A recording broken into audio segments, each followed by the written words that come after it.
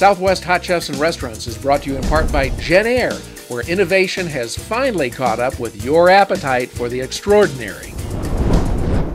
Welcome to Builder Source Appliance Gallery in Albuquerque. I'm with Pat Keene, chef owner of the Artichoke Cafe. Thanks for joining me. You're welcome. I loved seeing the tour of your restaurant right before the break. The atmosphere there is just so elegant and it's so beautiful. Well, good. I'm glad you enjoy it. Yeah. Yeah. So thanks for joining us. You're making, this is a dish off of your menu at the Artichoke Cafe. Well, this is a dish that we make when clams, we do clams a variety of different ways. This is one of them. Okay, so this is... Sometimes as an appetizer. This happens to be an entree where we put it over linguini.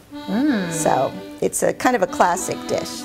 Clams over linguini, a classic. That's right, classic Italian. But we do a lot of Italian and French food at the Artichoke. So, but anyway, the first part of it is to make this pretty green garlic butter. The color of that is so beautiful. It's just a really vibrant, colorful, fresh-looking green. Yeah. And it has a wonderful aroma. So we've put in a stick of butter and some parsley, fresh chopped parsley. And in this one, lots of garlic. And this recipe is on southwestrestaurants.com. Yes, all the recipes are. So you can make your own. And I used unsalted butter, so I'll just put in a little pinch of salt. And you could do this in a blender. And let's see, I'm going to pulse it. It takes a little while for everything to come together. And you might need to scrape the sides of the bowl a little bit. See, I think I've got it. Okay.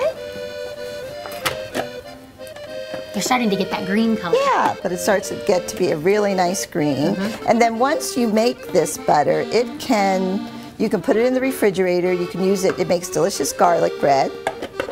So it really quick garlic bread. You just take it out, spread it on, and put it under the toaster, or toaster oven. You mentioned that you make a lot of Italian and French recipes at your restaurant. What's your background? How did you acquire Well, your I grew up on the East Coast, and my mother is Italian, so I ate a lot of Italian food growing up. But I went to chef school when we decided we were going to be in the restaurant business. I went to chef school in New York City. So I learned French cooking techniques. And, you know, I love cooking with fresh ingredients, so we do a lot of California-style cooking as well as French and Italian. That's why it's fun to eat at your restaurant, because you come in there and you get a combination of all of the best. Right. We're not limited to one kind of cuisine, but we do use classic cooking techniques, no matter what kind. Even if we do Asian, we try to use really classic sauces and classic cooking techniques to do it.